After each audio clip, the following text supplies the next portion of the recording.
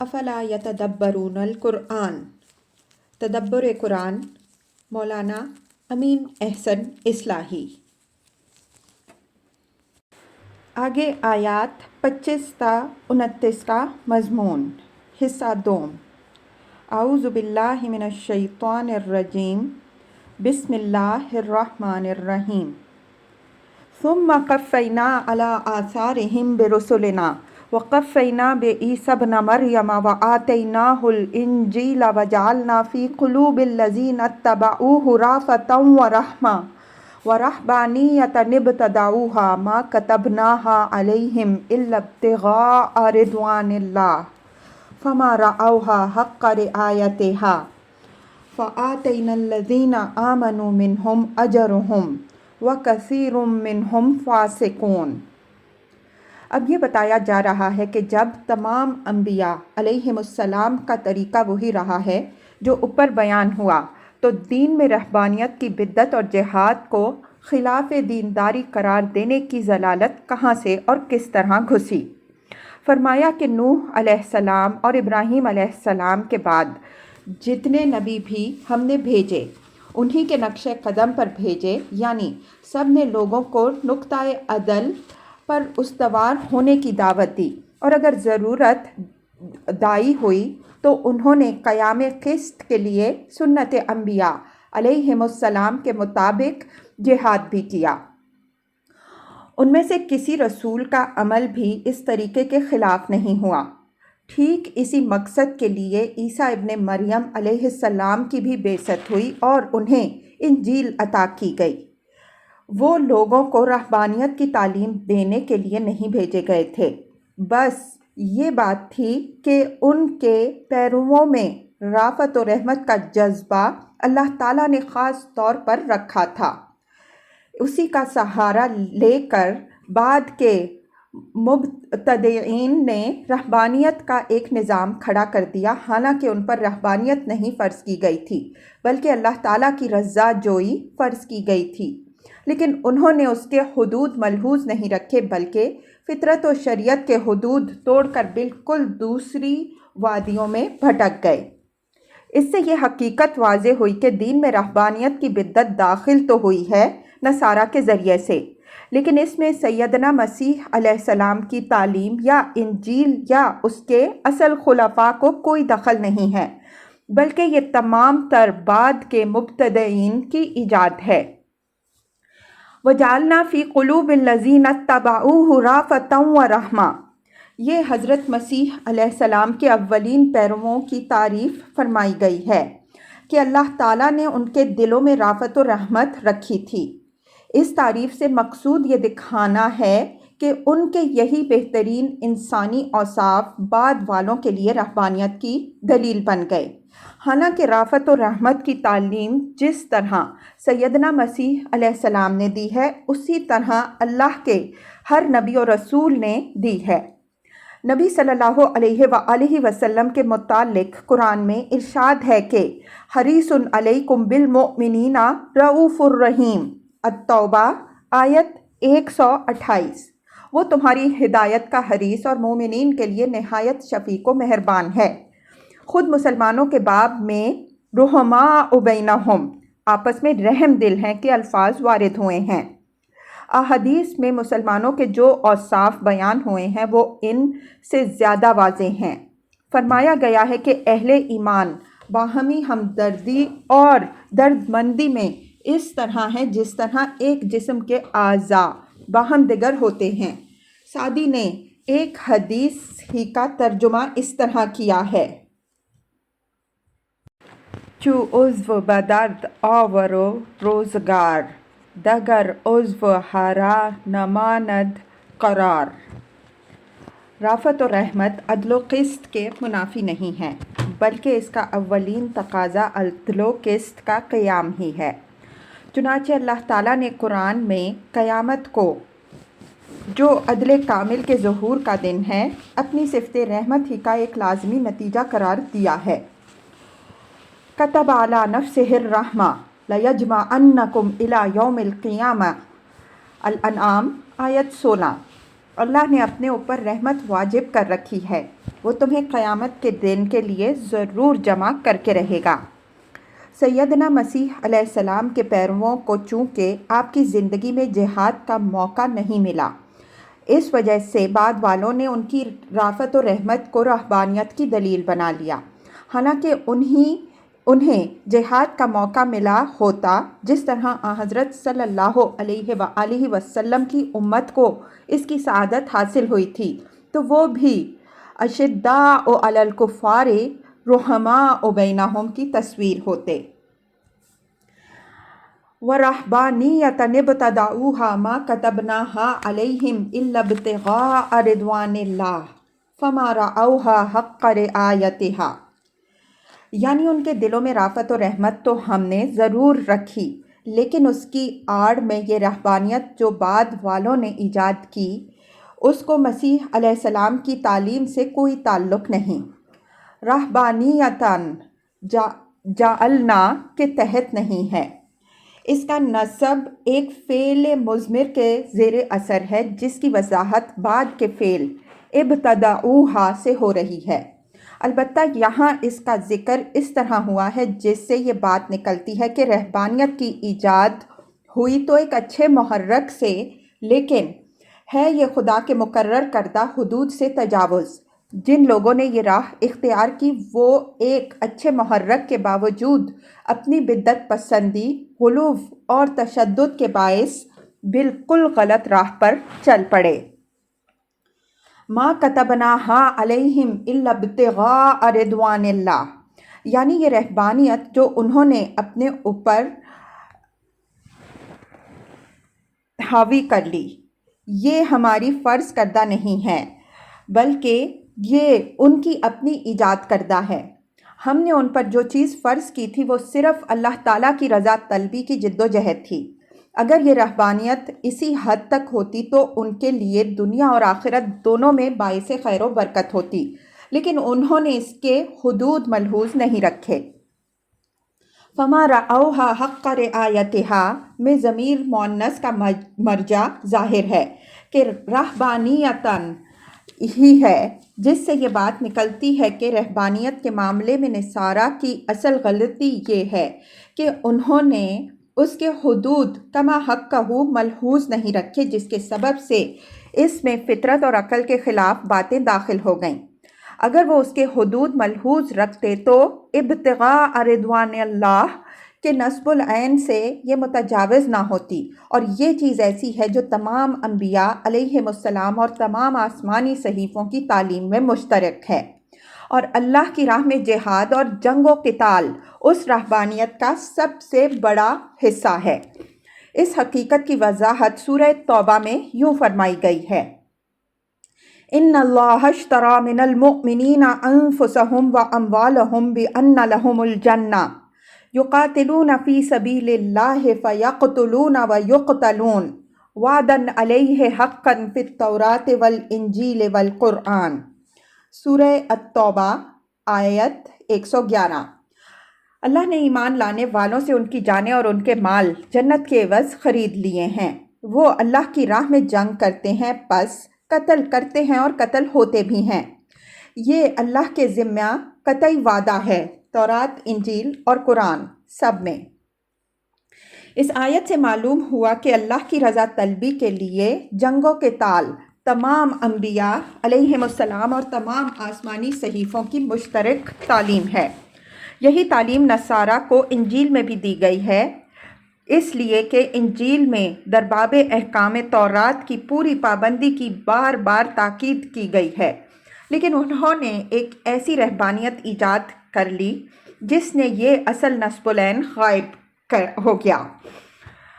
یہاں ایک اور حقیقت بھی ذہن میں اثر نو تازہ کر لیجئے، جس کی طرف سورہ توبہ کی تفسیر میں لفظ سائحون کے تحت ہم توجہ دلا چکے ہیں کہ رہبانیت اور سیاحت وغیرہ کے باب میں ہمارے ہاں منفی اور مثبت دونوں ہی باتیں ملتی ہیں، جس سے معلوم ہوتا ہے کہ یہ بجائے خود مطعون چیزیں نہیں ہیں، بلکہ ان میں خرابی ان کے حدود کی حفاظت نہ کرنے کے سبب سے پیدا ہوتی ہے، جیسا کہ قرآن نے فما رعوہا حق رعایتہا کے الفاظ سے اشارہ فرمایا ہے۔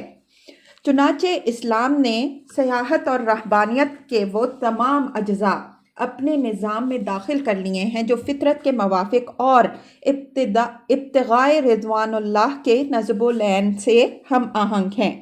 البتہ وہ چیزیں اپنے نظام سے خارج کرتی ہیں جو مبتدئین نے عقل و فطرت کے خلاف ایجاد کی ہیں۔ اسلام کے نظام عبادت پر غور کیجئے تو معلوم ہوگا کہ نماز، روزہ، حج، انفاق، ہر عبادت کے اندر رہبانیت کے صالح اجزاء موجود ہیں۔ یہاں تک کہ بعض احادیث میں جہاد کو بھی رہبانیت کہا گیا ہے۔ فَآتَيْنَا الَّذِينَ آمَنُوا مِنْهُمْ أَجْرَهُمْ وَكَثِيرٌ مِّنْهُمْ فَاسِقُونَ۔ قرینہ دلیل ہے کہ فعل آمنو یہاں اپنے کامل معنی میں استعمال ہوا ہے، یعنی حضرت مسیح علیہ السلام کے نام لیواؤں میں سے جو لوگ حضرت مسیح علیہ السلام کی اصل تعلیم پر استوار اور ثابت قدم رہے، ان کو تو ہم نے ان کے حصے کا وہ اجر دیا جس کے وہ سزاوار ٹھہرے، لیکن ان کی اکثریت نافرمان ہی نکلی جو اپنے کافر کردار کو پہنچی۔ یہاں للذین آمنوا سے مراد ظاہر ہے کہ حضرت مسیح علیہ السلام کے سچے خلیفہ شمعون اور ان کے نقش قدم پر چلنے والے نصارہ ہیں، جو ہر قسم کے مخالف حالات کے باوجود اصل دین پر قائم رہے، یہاں تک کہ جب اسلام کی دعوت بلند ہوئی تو یہی بقیت السلف کے صالحین تھے جنہوں نے نہایت خوش دلی کے ساتھ اس دعوت کا خیر مقدم کیا۔ قرآن نے متعدد مقامات پر نہایت شاندار الفاظ میں ان لوگوں کی حق پرستی کی تعریف کی ہے۔ وَكَثِيرٌ مِّنْهُمْ فَاسِقُونَ سے اشارہ پال اور اس کے پیرووں کی طرف ہے جنہوں نے تسلیت اور رہبانیت کی بدعتیں ایجاد کر کے دین مسیحی کا حلیہ بگاڑا اور رومیوں کی تمام ضلالتیں اپنے دین میں گھسا دیں۔ بعد میں ضالین و مضلین کے اسی گروہ کو اکثریت حاصل ہو گئی، یہاں تک کہ اصل نصرانیت کے جاننے اور ماننے والے بہت تھوڑے رہ گئے۔ یا ایھا الذین آمنوا اتقوا اللہ وآمنوا برسولہ یؤتکم کفلین من رحمتہ ویجعل لکم نورا تمشون بہ ویغفر لکم واللہ غفور رحیم۔ یہاں الذین آمنوا سے خطاب انہی نصارہ سے ہے جن کا ذکر اوپر والی آیت میں فَآتَيْنَا الَّذِينَ آمَنُوا مِنْهُمْ أَجْرَهُمْ کے الفاظ سے ہوا ہے۔ جب بات ان کے ذکر تک پہنچ گئی تو انہی کے حوالے سے ان نصارہ کو حضرت صلی اللہ علیہ وآلہ وسلم پر ایمان لانے کی دعوت دے دی گئی، جن کے اندر ایمان کی رمق موجود تھی۔ ان کو خطاب کر کے فرمایا کہ اے لوگوں جو ایمان لائے ہو، یعنی مسیح علیہ السلام پر ایمان لائے، اللہ سے ڈرو اور اس کے رسول محمد صلی اللہ علیہ وآلہ وسلم پر ایمان لاؤ تو خدا تم کو اپنی رحمت میں سے 2 حصے دے گا اور تمہارے لیے ایک نور نمایاں فرمائے گا جس کو لے کر تم آخرت میں چلو گے، اور اللہ تمہاری مغفرت فرمائے گا، وہ بڑا ہی غفور الرحیم ہے۔ سورہ مائدہ میں نصارہ کے ایک گروہ کی تعریف ان الفاظ میں آئی ہے۔ لَتَجِدَنَّ أَشَدَّ النَّاسِ عَدَاوَةً لِلَّذِينَ آمَنُوا الْيَهُودَ وَالَّذِينَ أَشْرَكُوا وَلَتَجِدَنَّ أَقْرَبَهُم مَّوَدَّةً لِلَّذِينَ آمَنُوا الَّذِينَ قَالُوا إِنَّا نَصَارَىٰ ذَلِكَ بِأَنَّ مِنْهُمْ قِسِّيسِينَ وَالرُّهْبَانَ وَأَنَّهُمْ لَا يَسْتَكْبِرُونَ وَإِذَا سَمِعُوا مَا أُنزِلَ إِلَى الرَّسُولِ تَرَىٰ أَعْيُنُهُمْ تَفِيضُ مِنَ الدَّمْعِ مِمَّا عَرَفُوا مِنَ الْحَقِّ يَقُولُونَ رَبَّنَا آمَنَّا فَاكْتُبْنَا مَعَ الشَّاهِدِينَ۔ المائدہ آیات 82 تا 83۔ تم اہل ایمان کی عداوت میں سب سے زیادہ سخت یہود اور مشرکین قریش کو پاؤ گے، اور اہل ایمان کی دوستی میں سب سے زیادہ قریب ان لوگوں کو پاؤ گے جو کہتے ہیں کہ ہم نصارہ ہیں۔ یہ بات اس وجہ سے ہے کہ ان کے اندر علماء اور راہب موجود ہیں اور یہ لوگ استکبار میں مبتلا نہیں ہیں۔ یہ لوگ جب اس کلام کو سنتے ہیں جو ان پر نازل کیا گیا تو اس حق کو پہچان لیتے ہیں اس سبب سے جو اس کے اندر موجود ہے۔ ان کی آنکھیں آنسوؤں سے لبریز ہو جاتی ہیں۔ وہ پکار اٹھتے ہیں کہ اے رب، ہم ایمان لائے تو ہمیں آخری رسول کی گواہی دینے والوں میں لکھ دے۔ آیت زیر بحث میں ان تمام نصارہ کو جن کے اندر ایمان سابق کی رمق باقی ہے، نبی امی صلی اللہ علیہ وآلہ وسلم پر ایمان لانے کی دعوت دی گئی ہے کہ اللہ سے ڈرو اور اس کے اس رسول پر ایمان لاؤ جس کی بشارت دینے پر تم مامور کیے گئے تھے۔ اللہ سے ڈرنے کی تنبیہ اس لیے فرمائی گئی ہے کہ بہت سے نصارہ یہ سمجھتے تو تھے کہ حضرت صلی اللہ علیہ وآلہ وسلم وہی نبی امی ہیں جن کی پیشن گوئی انجیل میں وارد ہے، لیکن اسلام کے خلاف خاک بازی کرنے والوں سے یہ لوگ ڈرتے تھے کہ اگر انہوں نے اس حق کا اعتراف کر لیا تو یہ سارے لوگ ان کے دشمن بن جائیں گے۔ ان کے اس اندیشے کی بنا پر متنبہ فرمایا کہ لوگوں سے نہ ڈرو بلکہ صرف اللہ سے ڈرو۔ لوگوں کے ڈر سے تم نے اللہ کے ڈر کو نظر انداز کر دیا تو اس کے انجام کو اچھی طرح سوچ لو۔ یؤتکم کفلین من رحمتہ، یہ اس وعدے کا اعادہ ہے جو سچے اور راست باز اہل کتاب کے لیے سورہ قصص میں مذکور ہوا ہے۔ وہاں فرمایا گیا ہے کہ اہل کتاب میں سے جو اپنے دین پر بھی استوار رہے اور جب ان کے صحیفوں کی پیشن گوئیوں کے مطابق ان کے پاس اللہ کا آخری رسول آیا تو انہوں نے اس کے موعود اور برحق ہونے کی بھی گواہی دی تو ان کو ان کا اجر دوہرا ملے گا، اس لیے کہ انہیں حق کی گواہی دینے کے لیے 2 کڑے امتحانوں سے گزرنا پڑا اور وہ دونوں امتحانوں میں کامیاب رہے۔ فرمایا ہے الذین آتیناہم الکتاب من قبلہ ہم بہ یؤمنون وَإِذَا یتلی علیہم قالوا آمنا بہ انہ الحق من ربنا انا کنا من قبلہ مسلمین اولئک یؤتون اجرہم مرتین بما صبروا ویدرؤون بالحسنۃ السیئۃ وَمِمَّا رَزَقْنَاهُمْ يُنْفِقُونَ، سورہ القصص آیات 52 تا 54۔ جن کو ہم نے اس قرآن سے پہلے کتاب عطا فرمائی اس قرآن پر ایمان لانے والے بنیں گے، اور جب یہ ان کو سنایا جاتا ہے تو وہ کہتے ہیں کہ ہم اس پر ایمان لائے، بے شک یہ ہمارے رب کی طرف سے ہے اور ہم پہلے سے اس کے ماننے والے رہے ہیں۔ یہ لوگ ہیں جن کو ان کا اجر 2 مرتبہ ملے گا بوجہ اس کے کہ وہ ثابت قدم رہے اور لوگوں کی ایذا رسانیوں کو اچھے سلوک سے دفع کرتے اور ہمارے بخشے ہوئے رزق میں سے اللہ کی راہ میں خرچ کرتے رہے۔ سورہ قصص کی تفسیر میں ہم نے واضح کیا ہے کہ الذین آتیناہم الکتاب سے اچھے اہل کتاب بالخصوص نصارہ کے اس گروہ کی طرف اشارہ ہے جس کی حق دوستی اور خشیت رب کا ذکر سورہ مائدہ کی محولہ بالا آیت میں ہوا۔ یہ امر یہاں واضح رہے کہ اہل کتاب کے صالحین کو دوہرا اجر پانے کا یہ شرف اس بنا پر نہیں حاصل ہوگا کہ وہ اہل کتاب میں سے ہیں، بلکہ اس وجہ سے ہوگا کہ انہوں نے اس حق کی بھی گواہی دی جو حضرت مسیح علیہ السلام اور سابق نبیوں علیہم السلام پر نازل ہوا، اور اس حق کی بھی شہادت دی جو نبی امی صلی اللہ علیہ وآلہ وسلم پر نازل ہوا۔ یہ امت چونکہ اس تمام حق کی بلا کسی تفریق و تخرب کے گواہی دینے والی ہے جو اللہ تعالیٰ کی طرف سے نازل ہوا ہے، خواہ وہ سابق انبیاء کرام علیہم السلام پر نازل ہوا یا نبی صلی اللہ علیہ وآلہ وسلم پر نازل ہوا، اس وجہ سے یہ دوہرا اجر پانے کی حقدار ہے۔ چنانچہ جو لوگ بھی اس امت میں داخل ہوں گے وہ اس شرف سے بہرہ مند ہوں گے۔ احادیث میں اس کی وضاحت ہوئی ہے، لیکن اس مسئلہ میں کوئی اختلاف نہیں ہے، اس وجہ سے ہم زیادہ تفصیل میں جانے کی ضرورت نہیں سمجھتے۔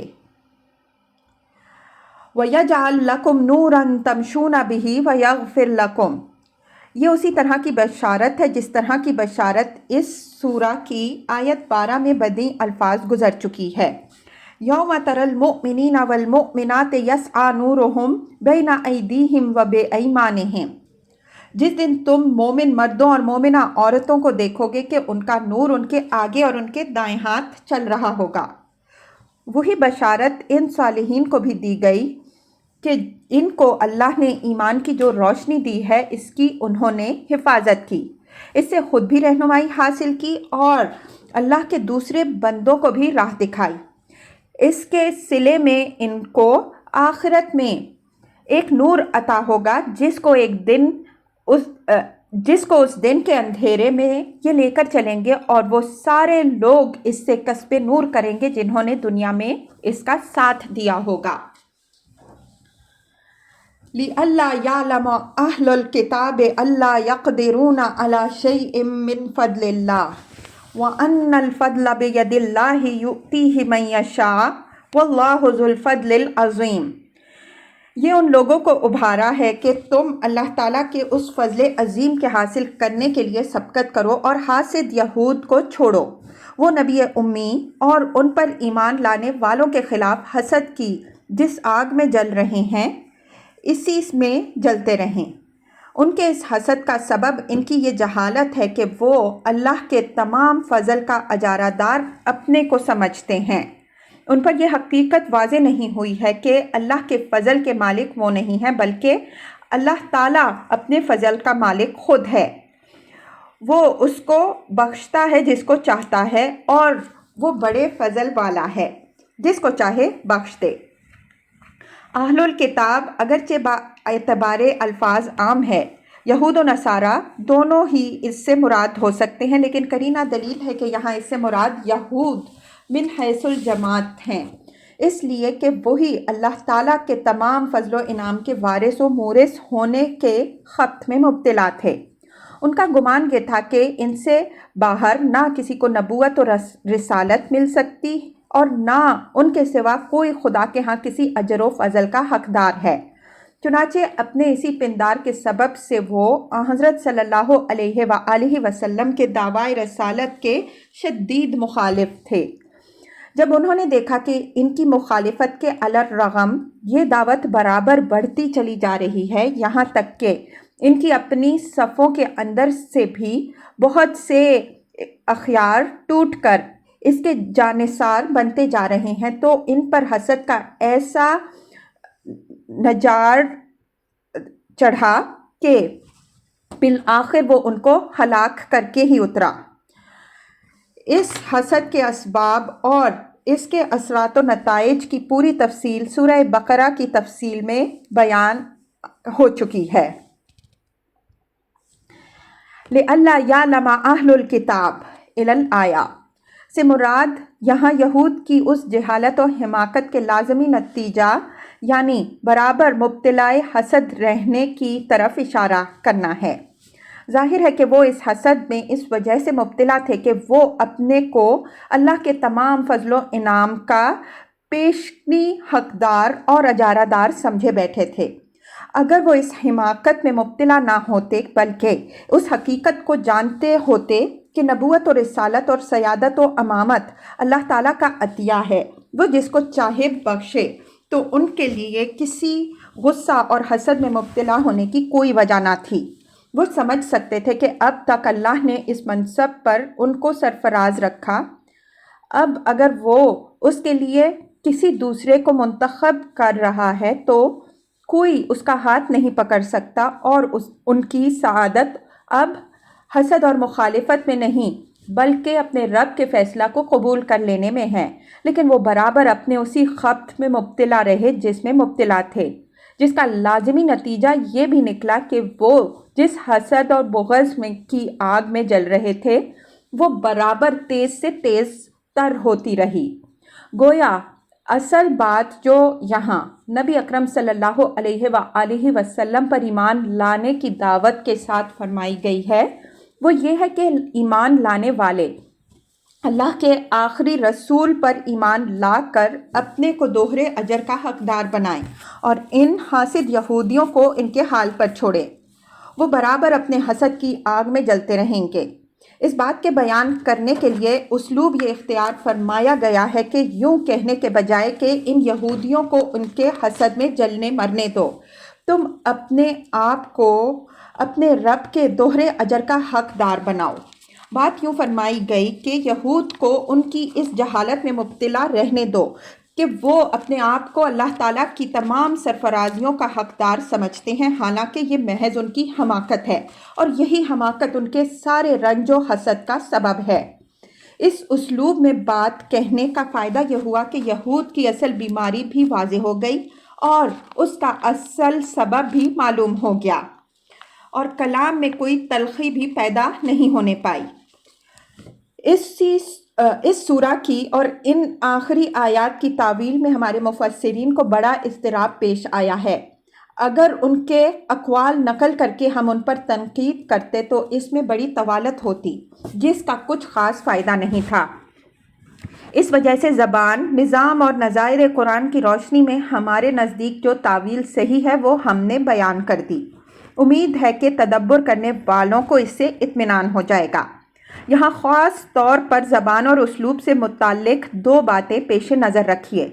ایک یہ کہ بعض مرتبہ کلام میں مد نظر ظاہر کلام نہیں بلکہ اس کا نتیجہ ہوتا ہے۔ مثلاً یہ جو فرمایا کہ تاکہ اہل کتاب نہ جانیں کہ وہ اللہ کے فضل میں سے کسی چیز پر کوئی اختیار نہیں رکھتے، تو مقصود اس سے اس کا نتیجہ ہے کہ وہ اپنی اس جہالت کے لازمی نتیجہ یعنی فضل والوں پر حسد میں مرتے رہیں۔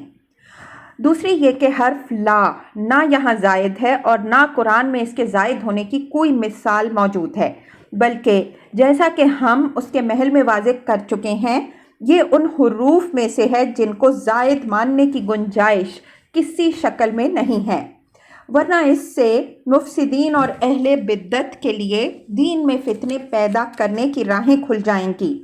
البتہ کبھی کبھی بنظر احتیاط تاکید کے لیے یہ دہرایا جاتا ہے، اور یہ بات زبان کے معروف قاعدے کے مطابق ہوتی ہے، جس کی مثالیں قرآن اور کلام عرب میں بہت ہیں۔ مثلاً ما منعک الا تسجد، الاعراف آیت 12، یا وحرام علی قریۃ اہلکناہا انہم لا یرجعون، انبیاء آیت 95 وغیرہ۔ اللہ کی توفیق سے ان سطور پر اس سورہ کی تفسیر تمام ہوئی۔ فالحمدللہ علی ذالک۔ رحمان آباد، 15 دسمبر 1977، 4 محرم الحرام 1398 ہجری۔